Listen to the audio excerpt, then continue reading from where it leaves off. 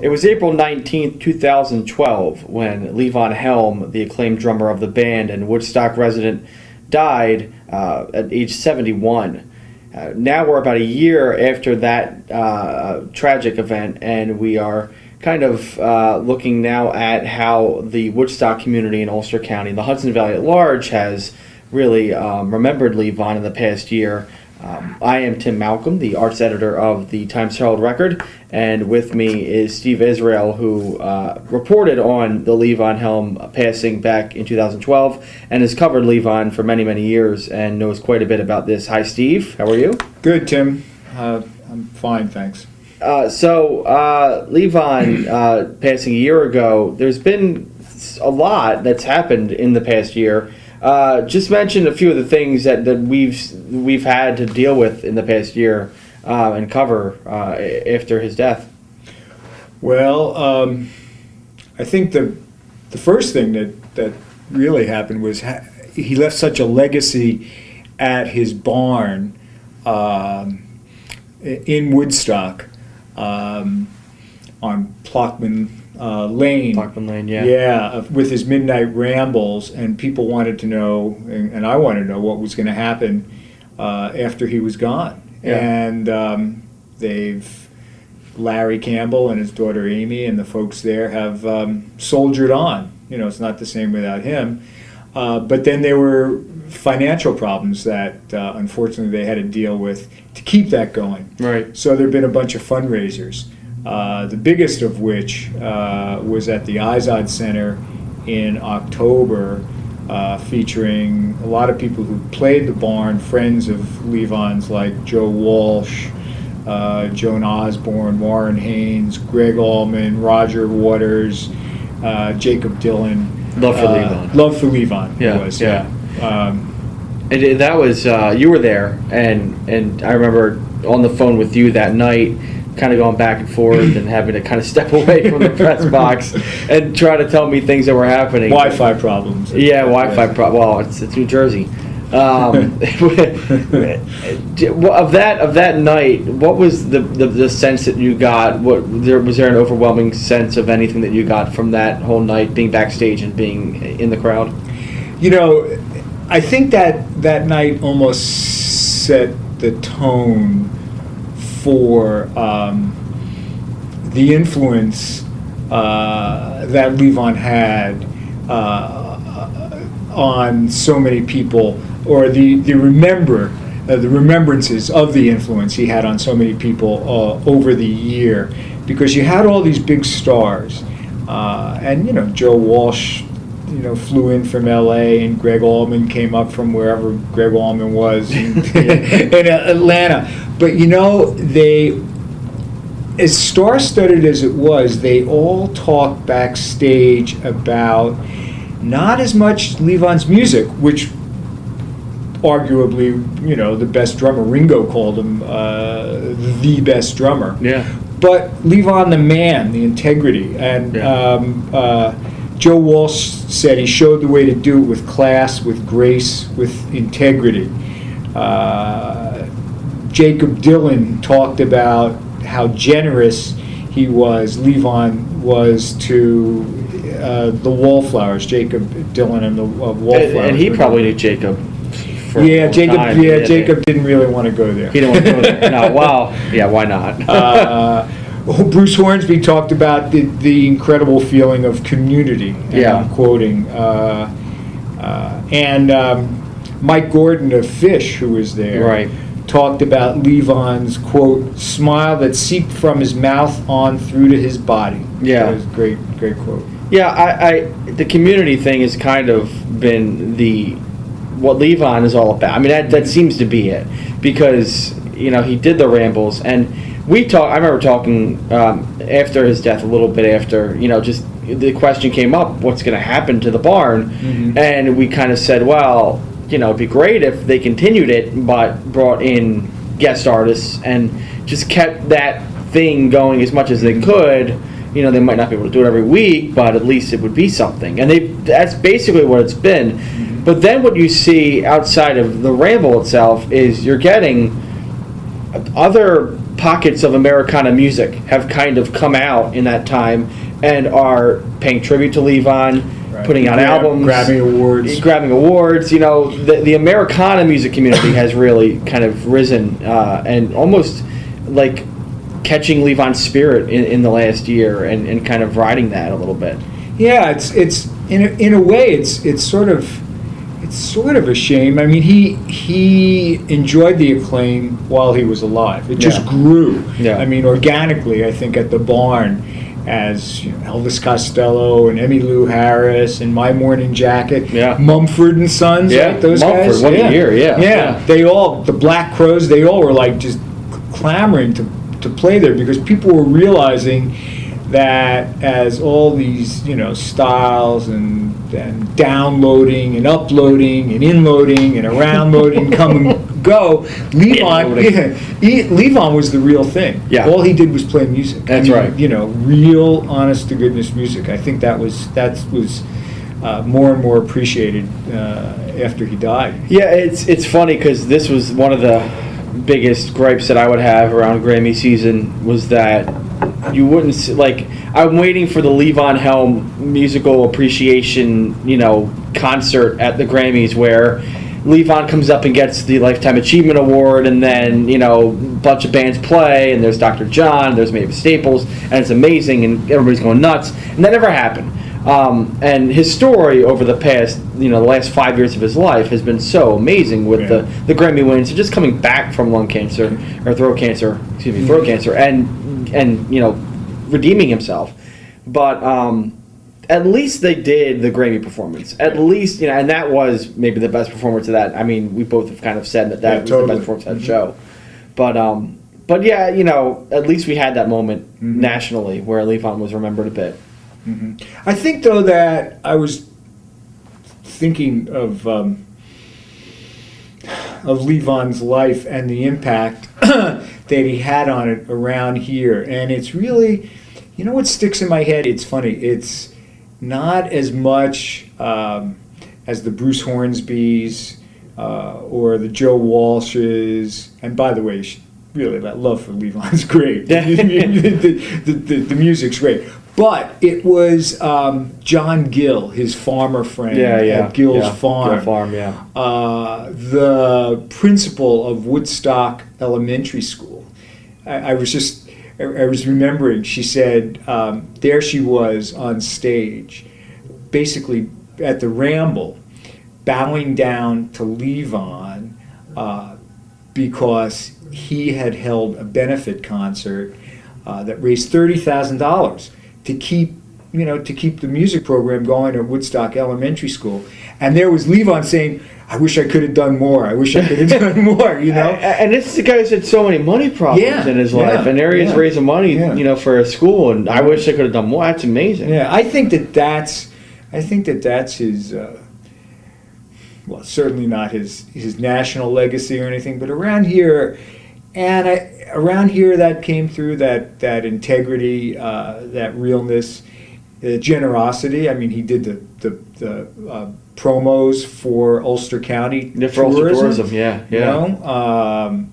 They still have it up on the website too. Yeah. I don't think they're ever going to take that down. Why not? Why would you? Yeah. And I think that's people were like proud to know Levon. It's like, hey, he's our neighbor. Yeah. What Mike at the auto repair shop in Woodstock. Still talks about how Levon would come in and not talk music, just talk about family and friends and kids and stuff like that. Yeah.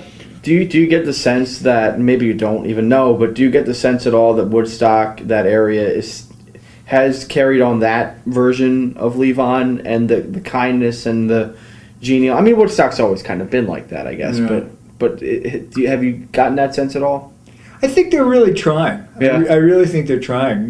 Not to plug ourselves, but I just did a story about Happy Traum for Ulster Magazine. Right.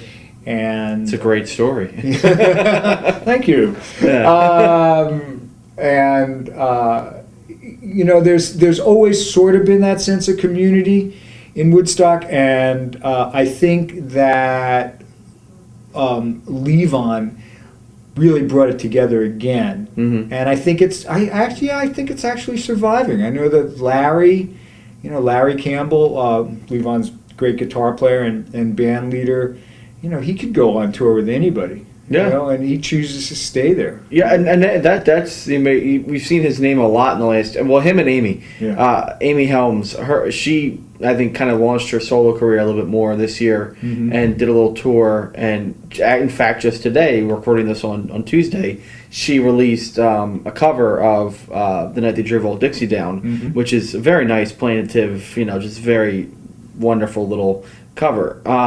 But it seems like Amy, Ola Belle, that has been something, and I know people who are not from here who know of Ola Belle and like Ola Belle, and Larry with Dylan and all that. You're right. They could be national names and they could be out there, but they're in the Dirt Farmer band and they're performing in Clearwater and they're going to perform at the Ramble, and they just keep doing it again. Yeah, and I was at a Ramble. I wanted to sort of see for myself a few months after Levon died, and I went to a Ramble that where they didn't have any big special guests or anything like that. It was, that's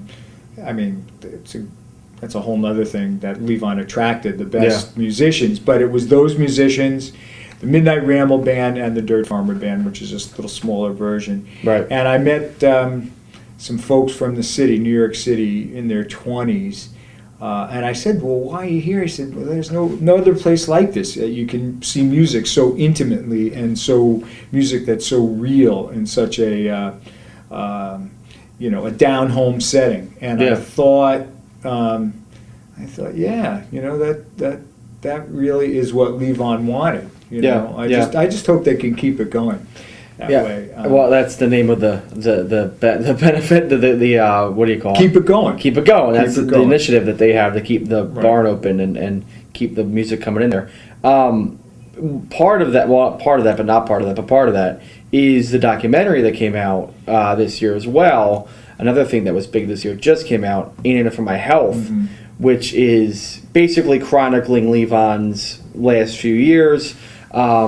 Did you get to see any of it? Just any pieces? Or I've seen some of it, okay. and I kind of got a kick out of the little bit that I saw, because they showed him in his kitchen after a Ramble, maybe before a Ramble. The kitchen was right next to the big room studio where it's all close quarters. Where they had the Rambles, but with all the plastic cups of Coke and everything, and Levon, he could tell stories like nobody could tell a story, and that's I think again that's what comes through, is that he was such a character, a nice, good, genuine character of a man, and I guess in a chronicle some of his health struggles and some of the money struggles that he and of course his bitterness with the band and Robbie in particular, which is to write a book about, and he did. Well, it's weird because you still have those fans who are the Levon fans who say boo hiss Robbie. Yeah. But then I think a lot of people still don't understand what that is all about. Like it's the band has always been a major part of music, but for some reason that internal history, I think on just the fair weather casual music fan might still be lost. Do you think that's true? That's my take. The first time I met Levon, it had to be maybe the early 90s, so after they split. And I said to him in his house, I could never figure out, I always remember this, I said to him, I could never figure out how everybody in the band was Canadian, except for Levon, and they were so American. All their songs were so American. The Night They Drove Old Dixie Down, the W.S. Walcott Medicine Show, all this stuff from the South where Levon was from. Yet the credits were all Robbie and the Canadian. And the Canadian, And I remember Levon looks at me and says, "Yeah, I could never figure that out either. In other words, in Levon's world, he would tell these stories. It's a really good. By the way, it's a really good impression. But he would tell these stories. These were, you know, Dixie, W.S. Walcott Medicine Show, Crazy Chester. All these people were part of his life growing up. Right. And then Robbie would take them, and something would happen, and they become songs. Yeah. Except that Robbie was the only one who got the credit for it. Which artistic license or whatever you want to call it, I don't know, but yeah. And that's something that I think Levon just didn't think was right. And then when he had his money troubles, he really didn't think it was right. Yeah, of course. Yeah, it hits you hardest when you're in the biggest trouble. But it's just such a weird thing to me, I guess, that a lot of people just don't get all of that. But they do know that the band's music. That's one of the great things about the past year. I mean, as sad as it is that Levon's not here anymore, but the music has kind of lived. Yeah. You know, we're hearing it a little bit more. The Last Waltz has been on TV a lot, you know, even though he hated that movie. but it's still publicity, and it's still the music that's out there. I mean, the World War Z, I think, is the movie coming out with Tom Cruise. And it starts with The Wait. I don't know if you saw that. I did. And then it kind of like cuts and like the world is ending and buildings are slashed open and things like that. But that's, you know, and he hated that too. He hated The Wait being appropriated in other places. And the cell phone commercial. Yeah. Oh God, I remember that one and his reaction to that. But yeah, you know, it's. I think, you know, can't get in Levon's head, but just from the times that I talked to him, you know, he said, I can't say the exact word, but he said, we didn't write that Blanken song to sell cell phones, you know, and that says a lot. And when I heard that Tom Cruise thing, and I heard it briefly on TV, and I heard the song, I said, oh man, Levon is rolling over right now. Raising hell. Oh. I understand. But it speaks to his integrity. I really do. You know? Yeah, no, I understand that, and the integrity is very special to Levon, and that's what makes him really interesting, and which makes him such, you know, a great person to cover and to talk about. But I like the fact that people are hearing the music more. Yeah. Maybe not in that context. I mean, you could do it in better contexts, but. You know, I like that it's out there, and it's great music. Oh yeah, It's great. It's better than, you know, 90% of the stuff that's out there today. You know, 99% of the stuff that's out there. I mean, it is real American classic music by all means. Now, I wanted to ask you about next. What happens after? You know, 1 year passes and Levon's gone. Where do you see the barn? Where do you see the movement going and that whole legacy going? You know, I think Levon said keep it going, and I think they can keep it going. I don't know financially.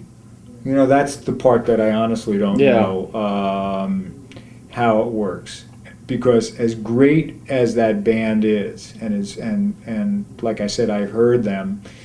The two bands, the Midnight Ramble Band, which is big, it's a big band. Yeah. And the Dirt Farmer Band, which is smaller, with Larry and Amy and Teresa.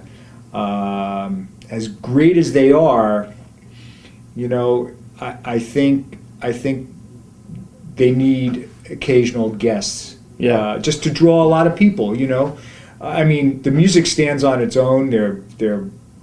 Musically they're better than just about anybody around. Yeah.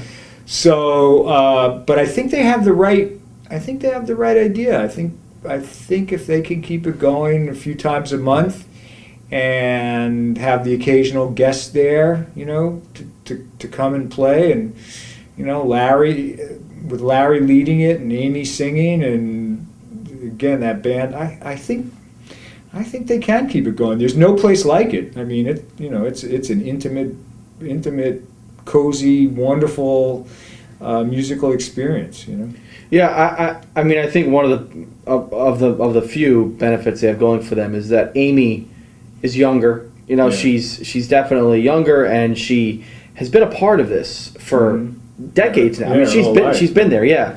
So it's in her DNA to keep it going and to be kind of the person it moves to, and then maybe, you know, she can able to kind of move that to somebody else, and it can move that way.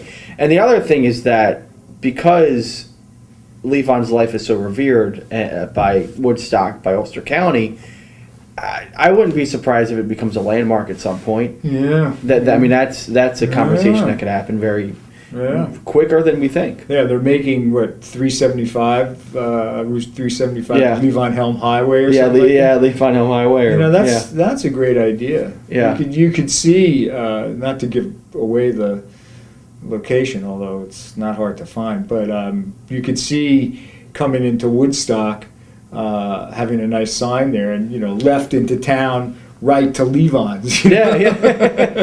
Yeah. You know? No, I would agree. Yeah. Yeah. And then maybe a museum or something, Yeah. or a museum of the band, or I don't know if that's Or gonna happen, or a museum of Americana music, or Yeah, something. or I don't know if they even have this in the works, but maybe a TV show. Yeah. Public. Well, you go to was it Darrell Hall? Yeah. Paul Notes. He has a place up in where the heck is it? Up in Dutchess County, all the way up there. And he does live from Darrell's house. Yeah. I think he actually suspended it for a little while, but it got a TV deal, and it's a great show. Yeah. I mean, he's really mastered that art of live performance from computer to TV, and they could do that. I mean, they have easy. the ability. They have people. Easy. Yeah. Easy. That's a great idea. And you could take the same template with showcasing the local food, farmers, and Yeah. bringing Gill, bringing John Gill, Sure. and do that. And I mean, it's a home run there. It's no doubt. It's actually what Levon wanted. Yeah. I mean, really, that's totally what he wanted. Showcase all the local stuff and the music. I mean, boy. So Barbara O'Brien, if you're listening to this, we have answered your no. But I'm sure it will keep going, and I'm sure the barn will remain what it is, because I can't see it. No. No, there's It's, no way. it's too good of a thing. Yeah. And you know what? And it's in the perfect place. Yeah. Yeah. And there's a market for it. Yeah. I hate to use that word, but there is a market for it, for real, real music in a real place, made by real talented people. Yeah. Well, we're going to wrap it up there. We talked a little bit about Levon Helm. He passed, of course, a year ago. Wanted to speak about what has happened in the year since that passing, and what should be going up in the future, and what we hope could happen in the future. So, again, I'm Tim Malcolm from the Times-Herald Record, 845scene.com, and with me is Steve Israel. Steve, thank you so much for not only for this, but for covering Levon, and for being kind of the person who can speak really from the heart about what Levon's about, and what that whole lifestyle and that whole culture has been about. Oh, it's a pleasure, and I really I feel silly kind of speaking about him, but it was one of the honors of my life to get to know him a little bit. He was a special man and a great musician. Absolutely. Well, Steve, thanks. Thank you, Tim.